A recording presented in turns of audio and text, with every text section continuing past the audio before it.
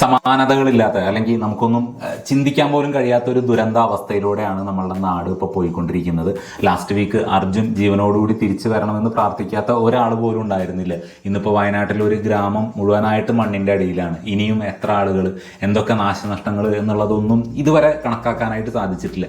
മുഴുവനായിട്ട് അതിന് കണക്കാക്കാൻ സാധിക്കുമെന്ന് എനിക്ക് തോന്നുന്നില്ല. കാരണം ആ ഒരു ദുരന്തത്തിൻ്റെ വലിപ്പം എന്ന് പറയുന്നത് അത്രയ്ക്കധികമാണ്. സോ നമ്മൾ ജസ്റ്റ് രക്ഷപ്പെട്ടെന്നേ ഉള്ളൂ. ഇതൊക്കെ നമുക്കും നാളെ സംഭവിക്കാം. ഇപ്പോൾ രക്ഷപ്പെട്ടവർ എന്നുള്ള നിലയ്ക്ക് നമ്മളാൽ കഴിയുന്ന ഒരു സഹായം, നമുക്ക് എന്ത് അങ്ങോട്ട് അവരെ ഹെൽപ്പ് ചെയ്യാൻ പറ്റുമെന്ന് വെച്ചാൽ അതിനനുസരിച്ചൊന്ന് ഹെൽപ്പ് ചെയ്യുക. അത് 1 രൂപയാണെങ്കിൽ 1 രൂപ, ഒരു പാക്കറ്റ് ബിസ്ക്കറ്റ് ആണെന്നുണ്ടെങ്കിൽ അങ്ങനെ. ഇപ്പം എന്നെ സംബന്ധിച്ചിടത്തോളം ഞാൻ ചെറിയൊരു എമൗണ്ട് മുഖ്യമന്ത്രിയുടെ ദുരിതാശ്വാസ ഫണ്ടിലോട്ട് ട്രാൻസ്ഫർ ചെയ്തിട്ടുണ്ട്. അതേപോലെ നിങ്ങൾക്ക് എന്ത് സാധിക്കുമെന്നുള്ളത് മടിച്ചു നിൽക്കാതെ അത് ചെയ്യുക. കാരണം അത്രയ്ക്കധികം ദുരന്തത്തിലാണ് അല്ലെങ്കിൽ ദുരിതത്തിലാണ് അവരവിടെ ഉള്ളത്. പിന്നെ ഏൽപ്പിക്കുമ്പോൾ അല്ലെങ്കിൽ കൊടുക്കുമ്പോൾ അത് അങ്ങോട്ട് എത്തിക്കാൻ മാത്രം കെൽപ്പുള്ള ആളുകൾ അല്ലെങ്കിൽ അത്രയും സത്യസന്ധരായിട്ടുള്ള ആളുകൾ, സംഘടന, അവരെ മാത്രം ഏൽപ്പിക്കുക. ഓക്കെ, ഇപ്പോൾ മുഖ്യമന്ത്രിയുടെ ദുരിതാശ്വാസ ഫണ്ട് എന്ന് പറഞ്ഞാൽ ഒരുപാട് ഓഡിറ്റിങ്ങൾ കാര്യങ്ങളൊക്കെ അതിന് വിധേയമാവുന്നതാണ് ആ ഒരു അക്കൗണ്ട്. സോ അതുകൊണ്ട് തന്നെ വകമാറ്റി ആ ഒരു എമൗണ്ട് ചെലവഴിക്കാൻ പറ്റുമെന്ന് എനിക്ക് തോന്നുന്നില്ല. പക്ഷെ നിങ്ങളൊരു വ്യക്തികളെയോ അല്ലെങ്കിൽ പ്രൈവറ്റ് ഫേമിനെയോ ഏൽപ്പിക്കുമ്പോൾ അത് മുഴുവനായിട്ട് അങ്ങോട്ട് എത്തണം എന്നില്ല. നിങ്ങൾക്ക് അത്രയും വിശ്വാസമുള്ള ആളുകളെ മാത്രം ഏൽപ്പിക്കുക. ഞാനിത് എടുത്ത് പറയാൻ കാരണം ഈ ഒരു ഈ ഒരു അവസ്ഥയും മുതലാക്കുന്ന ഒരുപാട് ആളുകൾ നമ്മളുടെ ഇടയിലുണ്ട്. അത് നമ്മൾ സോഷ്യൽ മീഡിയയിലാണെങ്കിലും മറ്റ് സ്ഥലങ്ങളിൽ നിന്നൊക്കെ നമ്മൾ കേൾക്കുന്ന ഒരു സംഭവമാണ്. കുറേ ആളുകൾക്കൊക്കെ കിട്ടേണ്ടത് കിട്ടിയപ്പോൾ അടങ്ങിയിട്ടുണ്ട്. എനിവേ, അത് നമ്മളുടെ വിഷയമല്ല.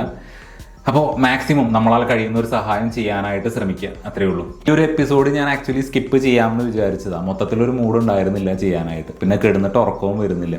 സമയം കണ്ട 12:30 ഇപ്പോൾ. ഇനി ഇത് എപ്പോൾ റെക്കോർഡ് ചെയ്ത് തീരും, എപ്പോൾ എഡിറ്റ് ചെയ്യും, എപ്പോൾ അപ്ലോഡ് ചെയ്യും എന്നുള്ള, ഇനി അപ്ലോഡ് ചെയ്യുമോ എന്നുള്ള കാര്യത്തിൽ ഒരു ഗ്യാരണ്ടി ഇല്ല. എനിവേ, സൺഡേ ടെക് ടൈമിൻ്റെ പുതിയൊരു എപ്പിസോഡിലേക്ക് എല്ലാവർക്കും സ്വാഗതം. നമുക്ക് ആപ്പിളിൻ്റെ തെണ്ടിത്തരത്തിൽ നിന്ന് തന്നെ ഫസ്റ്റ് ന്യൂസ് സ്റ്റാർട്ട് ചെയ്യാം. iOS 18.1 ബീറ്റ അപ്ഡേഷൻ വന്നിട്ടുണ്ട്. അതിൽ ആപ്പിൾ ഇൻ്റലിജൻസും ഇൻക്ലൂഡഡ് ആണ്. കോൾ റെക്കോർഡിംഗ് എന്ന് പറയുന്ന നമ്മളെല്ലാവരും കാത്തിരിക്കുന്ന ഒരു ഫീച്ചർ ഉണ്ടല്ലോ, അതും ഈ ഒരു ഫീച്ചറിൽ വന്നിട്ടുണ്ട്. ആ ഒരു സോഫ്റ്റ്വെയർ അപ്ഡേഷനിൽ വന്നിട്ടുണ്ട്. പ്രോ മോഡലുകളിലല്ലാതെ, അതായത് X16 Pro, 15 Pro and 15 Pro Max എന്ന് പറയുന്ന ഫോണുകളിലല്ലാതെ മറ്റ് ഫോണുകളിലൊന്നും ഈ കോൾ റെക്കോർഡിംഗ് എന്ന് പറയുന്ന പരിപാടി നടക്കില്ല. വളരെ സിമ്പിളായിട്ട് സെറ്റ് ചെയ്യാൻ പറ്റുന്ന ഒരു കാര്യമായിരുന്നു ഈ ഒരു കോൾ റെക്കോർഡിംഗ് എന്ന് പറയുന്നത്. അത് ആപ്പിൾ അങ്ങോട്ട് കോംപ്ലിക്കേറ്റഡ് ആക്കിയിട്ട് അങ്ങ് AI ആണെന്ന് പറഞ്ഞിട്ട് അങ്ങോട്ട് കയറ്റി വെച്ചു. പ്രധാന ആവശ്യം എന്ന് പറയുന്നത് വരുന്ന മോഡലുകളുണ്ടല്ലോ അതിൻ്റെ സെയിൽ കൂട്ടുക എന്നുള്ളത് മാത്രമാണ്. അതല്ലാതെ വേറെ ഒരു പ്രശ്നവും ഇതിൻ്റെ പുറകിലില്ല. എനിവേ, ആപ്പിൾ ചെയ്തത് എന്താണെന്ന് വെച്ച് കഴിഞ്ഞാൽ, നമ്മൾ റെക്കോർഡ് ചെയ്യുന്ന കോൾ ഉണ്ടല്ലോ അത് ട്രാൻസ്ക്രൈബ് ചെയ്ത് അതൊരു നോട്ടാക്കിയിട്ട് നമ്മളുടെ നോട്ട് ആപ്ലിക്കേഷനിൽ സേവ് ചെയ്ത് വെക്കും. സോ ടെക്സ്റ്റായിട്ട് നമുക്കത് കാണാനും സാധിക്കും, വോയിസ് ആയിട്ട് കേൾക്കാനും സാധിക്കും. 16 മോഡലുകളിൽ സെയിൽ കൂട്ടണം. തെണ്ടിത്തരം എന്ന് പറഞ്ഞാണ്ടല്ലോ അങ്ങേയറ്റത്തെ തെണ്ടിത്തരാണ്. മോട്ടറോളയുടെ സൈഡിൽ നിന്ന് മോട്ടറോള എഡ്ജ് 50 എന്ന് പറയുന്ന ഫോൺ കഴിഞ്ഞ ആഴ്ച ലോഞ്ച് ചെയ്തിട്ടുണ്ട്. സ്നാപ്ഡ്രാഗൺ 7 Gen 1 ചിപ്സെറ്റ് വരുന്ന ഫോണിൽ മിലിറ്ററി ഗ്രേഡ് ഡ്യൂറബിലിറ്റി ആണ് എന്നാണ് പറയുന്നത്. അതായത് US മിലിറ്ററി കുറച്ച് ടെസ്റ്റുകളൊക്കെ ചെയ്തിട്ട് MIL 810H എന്ന് പറയുന്ന ഒരു ഗ്രേഡ് കൊടുത്തിട്ടുണ്ട് എന്നാണ് പറയുന്നത്. സോ ആ ഒരു ടെസ്റ്റ് എന്താണെന്നോ ആ ഗ്രേഡ് എന്താണെന്നോ ഞാൻ ഡീറ്റെയിൽ ആയിട്ട് നോക്കിയിട്ടില്ല. ഇനി നോക്കേണ്ട വരും. കാരണം ഇപ്പോൾ ഇതൊരു ഫീച്ചറാണ്. ഇനി ഓപ്പോയുടെ സൈഡിൽ നിന്ന് ഒരു ഫോൺ വരുന്നുണ്ട്, ഞാൻ പറയാം. ഓക്കെ, അപ്പോൾ അങ്ങനെ മിലിറ്ററി ഗ്രേഡോട് കൂടിയിട്ടാണ് ഈ ഒരു ഫോൺ വന്നിരിക്കുന്നത്. 27,999 രൂപയാണ് ഇതിൻ്റെ പ്രൈസ് സ്റ്റാർട്ട് ചെയ്യുന്നത്. നമ്മൾ ചിപ്സെറ്റ് വെച്ച് നോക്കുകയാണെങ്കിൽ ഒരു 20,000 രൂപ റേഞ്ചിലുള്ള ഫോണാണ്. പക്ഷേ IP68 റേറ്റിംഗ് ഈ ഒരു മിലിറ്ററി ഗ്രേഡ് കാര്യങ്ങളൊക്കെ വരുമ്പോൾ 28,000 രൂപയായിട്ടുണ്ട്. ഓപ്പോയുടെ സൈഡിൽ നിന്ന് ഓപ്പോ K12X എന്ന് പറയുന്ന ഫോൺ കഴിഞ്ഞ ആഴ്ച ഇന്ത്യയിൽ ലോഞ്ച് ചെയ്തിട്ടുണ്ട്. നമ്മൾ മോട്ടറോള എഡ്ജ് 50 കാര്യത്തിൽ പറഞ്ഞ പോലെ മിലിറ്ററി ഗ്രേഡ് സ്ട്രോങ് ആയിട്ടാണ് ഈ ഒരു ഫോൺ വരുന്നത്. ഇനി Dimensity 6300 എന്ന് പറയുന്ന ചിപ്സെറ്റ് വെച്ച് വരുന്ന ഈ ഒരു ഫോണിൽ HD ഡിസ്പ്ലേ ആണ് ഓപ്പോ കൊടുത്തിട്ടുള്ളത്. അതേപോലെ ഇതിൻ്റെ പ്രൈസ് വരുന്നത് 12,999 രൂപയാണ്. ആളുകളുടെ കണ്ണിൽ പൊടിയിടാനായിട്ട് നത്തിങ് ഫോൺ 2A+ എന്ന് പറയുന്ന പുതിയൊരു ഫോണായിട്ട് വന്നിട്ടുണ്ട്. ഈ മാസം ഓഗസ്റ്റ് 7-ാം തീയതിയാണ് അതിൻ്റെ സെയിൽ സ്റ്റാർട്ട് ചെയ്യുന്നത്. 27,999 രൂപ വില വരുന്ന ആ ഒരു ഫോണിന് കഴിഞ്ഞ ഫോണുമായിട്ട് എന്താ വ്യത്യാസം എന്ന് ചോദിച്ചാൽ, ഒരു പൊടിക്ക് പവർ കൂട്ടിയിട്ടുണ്ട്, ഒരു പൊടിക്ക് ക്യാമറ സ്പെക്ക് കൂട്ടിയിട്ടുണ്ട്, ഒരു പൊടിക്ക് ചാർജിങ് സ്പീഡ് കൂട്ടിയിട്ടുണ്ട്. അങ്ങനെ എല്ലാം ഒരു പൊടിക്ക് കുറച്ച് കൂട്ടിയിട്ടുണ്ട്. ആക്ച്വലി എന്നെ സംബന്ധിച്ചിടത്തോളം ഞാൻ ചിന്തിക്കുന്നത് അങ്ങനെ ഒരു ഫോൺ വേണ്ടായിരുന്നു എന്നുള്ളതാണ് കേട്ടോ. അല്ലെങ്കിൽ വേറൊരു ഡിസൈനിൽ വേറൊരു മോഡലായിട്ട് ഇറക്കാമായിരുന്നു ആ ഒരു പ്രൈസിൽ, ബിലോ 30,000 എന്ന് പറയുന്ന ആ ഒരു പ്രൈസ് കാറ്റഗറിയിൽ. ഇതിപ്പോൾ അനാവശ്യമായി പോയി എന്നുള്ളതാണ് എൻ്റെ ഒരു അഭിപ്രായം. എന്തായാലും നത്തിങ് ഫോൺ 2A Plus എന്ന് പറയുന്ന ഒരു ഫോൺ ലോഞ്ച് ചെയ്തിട്ടുണ്ട്. പോക്കോയുടെ സൈഡിൽ നിന്ന് M6 Plus എന്ന് പറയുന്ന ഫോൺ കഴിഞ്ഞ ആഴ്ച ഇന്ത്യയിൽ ലോഞ്ച് ചെയ്തിട്ടുണ്ട്. മുൻ വീഡിയോകളിലൊക്കെ നമ്മൾ പറഞ്ഞ പോലെ Redmi 13 എന്ന് പറയുന്ന ഫോണിൻ്റെ റീബ്രാൻഡഡ് അല്ലെങ്കിൽ പോക്കോ വേർഷനാണ് ഈ പോക്കോ M6 Plus എന്ന് പറയുന്നത്. ഇതിൻ്റെ ഒരു പ്രൈസ് സ്റ്റാർട്ട് ചെയ്യുന്നത് 13,500 രൂപ മുതലാണ്. പ്രോസസ്സർ കാര്യങ്ങൾ അതേപോലെ ഇൻറ്റേർണൽ ഡിസൈൻ കാര്യങ്ങളെല്ലാം Redmi 13 കൊടുത്തിട്ടുള്ള അത് തന്നെയാണ്. അതായത് സ്നാപ്ഡ്രാഗൺ 4 Gen 2ൻ്റെ ആക്സലറേഷൻ എഡിഷൻ എന്ന് പറയുന്ന ചിപ്സെറ്റാണ് വരുന്നത്. 108 മെഗാ പിക്സലിൻ്റെ മെയിൻ ക്യാമറ, LCD ഡിസ്പ്ലേ കാര്യങ്ങൾ സ്പെക്കെല്ലാം സെയിം തന്നെ, ഒരു മാറ്റവും ഇല്ല. ലാസ്റ്റ് വീക്ക് റിയൽമിയുടെ സൈഡിൽ നിന്ന് 13 Pro ആൻഡ് 13 Pro Plus എന്ന് പറയുന്ന 2 മോഡൽ ഫോണുകൾ ലോഞ്ച് ചെയ്തിട്ടുണ്ട്. അതിൽ 13 Pro Plus നമ്മളുടെ കയ്യിലുണ്ട്. ഇതിൻ്റെ റിവ്യൂ ഞാൻ വരും ദിവസങ്ങളിൽ അപ്ലോഡ് ചെയ്യാം. എനിവേ 13 Proയുടെ പ്രൈസ് വരുന്നത് 27,999 രൂപ. 13 Pro Plusൻ്റെ പ്രൈസ് വരുന്നത് 32,999 രൂപ. ഇപ്പോൾ ഇമ്മീഡിയറ്റ് ആയിട്ട് എടുക്കുകയെന്നുണ്ടെങ്കിൽ കുറച്ച് കാർഡ് ഓഫർ കാര്യങ്ങളൊക്കെ വരുന്നുണ്ട്. ഷവോമിയുടെ സൈഡിൽ നിന്ന് റെഡ്മി സീരീസിൽ റെഡ്മി പാഡ് Pro 5G എന്ന് പറയുന്ന ഒരു ടാബ്ലറ്റ് കഴിഞ്ഞ ആഴ്ച ഇന്ത്യയിൽ ലോഞ്ച് ചെയ്തിട്ടുണ്ട്. സ്നാപ്ഡ്രാഗൺ 7S Gen 3 എന്ന് പറയുന്ന ചിപ്സെറ്റ് വെച്ച് വരുന്ന ആ ഒരു ടാബ്ലറ്റിന് 24,999 രൂപയാണ് നോർമൽ പ്രൈസ് വരുന്നത്. അതും ഞാൻ ഒരെണ്ണം ഓർഡർ ചെയ്തിട്ടുണ്ട്. അതിൻ്റെയും യൂസ്ഡ് റിവ്യൂ വരും ദിവസങ്ങളിൽ ഞാൻ അപ്ലോഡ് ചെയ്യാം. ഗൂഗിൾ പിക്സൽ 9 സീരീസ് ഫോണുകൾ ഈ മാസം ഇന്ത്യയിൽ ലോഞ്ച് ചെയ്യും എന്നുള്ളത് നമ്മൾ ഓൾറെഡി ഡിസ്കസ് ചെയ്ത കാര്യമാണ്. അത് പറയാനല്ല വന്നത്. അതിലൊരു fold phone Google pixel 9 Pro fold എന്ന് പറയുന്ന ഫോണും ഇന്ത്യയിൽ ലോഞ്ച് ചെയ്യും എന്ന് പറയുന്നുണ്ട്. എനിവേ ആ ഒരു ഫോൺ സാംസങ് ഗാലക്സി ഫോൾഡ് 6 ഉണ്ടല്ലോ, അതിനേക്കാളും തിന്നായിരിക്കും, അതിനേക്കാളും കട്ടി കുറഞ്ഞിട്ടായിരിക്കും വരിക എന്നൊരു മൊത്തത്തിലൊരു കരക്കമ്പി കേൾക്കുന്നുണ്ട്. സോ ജസ്റ്റ് ഒന്ന് ഷെയർ ചെയ്തു എന്ന് മാത്രം. 4 ഫോണുകളാണ് ആ ഒരു ഇവൻറ്റിൽ എക്സ്പെക്ട് ചെയ്യുന്നത്. Google pixel 9, 9 Pro, 9 Pro XL, അതേപോലെ ഗൂഗിൾ പിക്സൽ 9 Pro ഫോൾഡ് എന്ന് പറയുന്ന 4 ഫോണുകൾ. ഹോണറിൻ്റെ സൈഡിൽ നിന്നുള്ള ഫ്ലാഗ്ഷിപ്പ് ഫോണായിട്ടുള്ള ഹോണർ മാജിക് 6 Pro എന്ന് പറയുന്ന ഫോൺ കഴിഞ്ഞ ആഴ്ച ഇന്ത്യയിൽ ലോഞ്ച് ചെയ്തിട്ടുണ്ട്. അതിൻ്റെ പ്രൈസ് വരുന്നത് ഞാൻ എക്സ്പെക്ട് ചെയ്തതിനേക്കാളും ഒരുപാട് താഴെയാണ്. ഞാൻ 1,00,000 മുകളിൽ പ്രതീക്ഷിച്ചു. എനിവേ 89,000 89,000 രൂപയാണ് അതിൻ്റെ ഇന്ത്യയിലെ പ്രൈസ് വരുന്നത്. ഫ്ലാഗ്ഷിപ്പ് ഫോണാണ് കേട്ടോ. സ്നാപ്ഡ്രാഗൺ 8 Gen 3യുടെ ചിപ്സെറ്റ്, 180 മെഗാ പിക്സലിൻ്റെ telephoto periscope lens, satellite connectivity, അത് പിന്നെ ഇന്ത്യയിലോട്ട് വരില്ല. അങ്ങനെ മൊത്തത്തിൽ ഫ്ലാഗ്ഷിപ്പ് ഫോണാണ്. സോ സാംസങ് അതേപോലെ വിവോ ഫോണുകളൊക്കെ ഒന്ന് മതി, ഇനി ഹോണറിൻ്റെ ഒരു ഫോൺ എടുക്കാമെന്ന് ആഗ്രഹിക്കുന്നവർക്ക് അങ്ങനെ ഒരു ഫ്ലാഗ്ഷിപ്പ് ഫോൺ ഹോണറിൻ്റെ സൈഡിൽ നിന്ന് വന്നിട്ടുണ്ട്.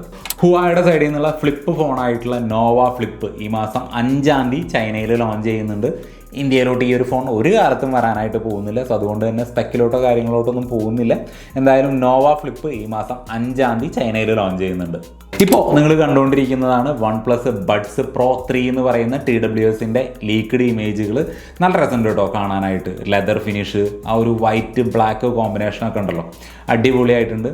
എന്തായാലും 10,000 രൂപ ആ ഒരു റേഞ്ചിലായിരിക്കും ഇതിൻ്റെ പ്രൈസ് വരാനായിട്ട് പോകുന്നത്. ഇതിൻ്റെ ലോഞ്ച് ഡേറ്റ് എപ്പോഴാണ് എന്നുള്ള കാര്യത്തിലോട്ടൊന്നും തീരുമാനമായിട്ടില്ല. ആദ്യം ചൈനയിൽ ലോഞ്ച് ചെയ്യും, പിന്നെ ഇന്ത്യയിലോട്ട് വരും. ആപ്പിൾ തെണ്ടിത്തരം പറഞ്ഞ പോലെ OnePlus തെണ്ടിത്തരം. OnePlus ഓപ്പൺ എന്ന് പറയുന്ന ഒരു ഫോൺ ഇന്ത്യയിൽ ലോഞ്ച് ചെയ്തിട്ട് ഏകദേശം ഒരു കൊല്ലാവാനായിട്ട് പോകുന്നു. ഇപ്പോൾ അതിൻ്റെ ആപ്പെക്സ് എഡിഷൻ എന്ന് പറയുന്ന ഒരു ലിമിറ്റഡ് എഡിഷൻ ഈ മാസം 7-ാം തീയതി ഇന്ത്യയിൽ ലോഞ്ച് ചെയ്യാനായിട്ട് പോവുകയാണ്. ക്രിംസൺ ഷാഡോ എന്ന് പറയുന്ന ഒരു കിഡിലൻ കളർ വേരിയൻറ്റിലാണ് അത് വരുന്നത്. ഒരു ഫോക്സിൽ ലെതർ ഫിനിഷാണ് കേട്ടോ. നല്ല രസമുണ്ട് കാണാനായിട്ടെന്ന് പറഞ്ഞാൽ, നല്ല അടിപൊളിയായിട്ടുണ്ട്. എനിക്ക് ഭയങ്കരമായിട്ട് ഇഷ്ടപ്പെട്ടു. പിന്നെ OnePlus ഓപ്പണും ഞാൻ വാങ്ങിയിട്ടുണ്ടായിരുന്നില്ല, ഇതും വാങ്ങാനായിട്ട് പോകുന്നില്ല. പക്ഷെ വാങ്ങിയവരുടെ കാര്യം ഇച്ചിരി കഷ്ടമാണ്. കാരണം ഈ ഒരു ബ്യൂട്ടിഫുൾ ഫോൺ അവർക്ക് മിസ്സായി എന്നുള്ളതാണ്. എനിവേ ഇത് കൂടാതെ ഈ ഒരു കളർ വേരിയൻറ്റ് കൂടാതെ VIP എന്ന് പറയുന്ന ഒരു സെക്യൂരിറ്റി മോഡും ഇതിൽ OnePlus കൊടുക്കുന്നുണ്ട്. പിന്നെ ആ ഒരു ഫീച്ചർ അപ്ഡേറ്റ് വഴി ഇപ്പം നിലവിലുള്ള OnePlus ഓപ്പൺ ഫോണുകൾക്കും കിട്ടും എന്ന് പറയുന്നുണ്ട്.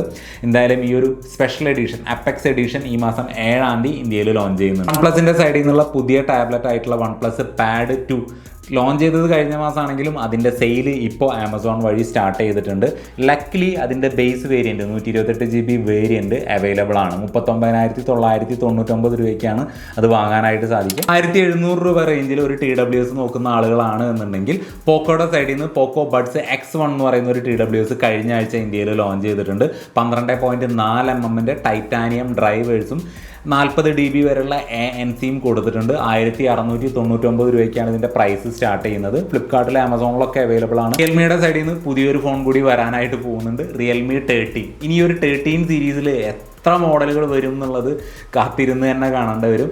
എനിവേ ചൈനീസ് സർട്ടിഫിക്കേഷൻസ് വെബ്സൈറ്റ് ആയിട്ടുള്ള ടീനയിലാണ് ഇപ്പോൾ ഈ ഒരു ഫോണിൻ്റെ ലീക്ക്ഡ് ഇമേജ് കാര്യങ്ങളൊക്കെ വന്നിട്ടുള്ളത്. അതേപോലെ സാംസങ്ങിൻ്റെ സൈഡിൽ നിന്ന് സാംസങ് ഗാലക്സി S16 എന്ന് പറയുന്ന ഒരു ഫോൺ ഗീക്ക് ബഞ്ച് വെബ്സൈറ്റിൽ സ്പോട്ട് ചെയ്തിട്ടുണ്ട്. Dimensity 6300 എന്ന് പറയുന്ന ചിപ്സെറ്റ് വെച്ച് വരുന്ന ആ ഒരു ഫോൺ വരുന്ന മാസം മിക്കവാറും ഒരു സെപ്റ്റംബറിൽ തന്നെ നമുക്ക് ഇന്ത്യയിലടക്കം എക്സ്പെക്ട് ചെയ്യാനായിട്ട് സാധിക്കും. ഈ മൈക്രോ SD കാർഡുകൾ ഉണ്ടല്ലോ, മെമ്മറി കാർഡുകൾ നമ്മൾ പറയുന്നത്, അത് എത്ര ആളുകൾ ഇപ്പോൾ വാങ്ങാറുണ്ട്?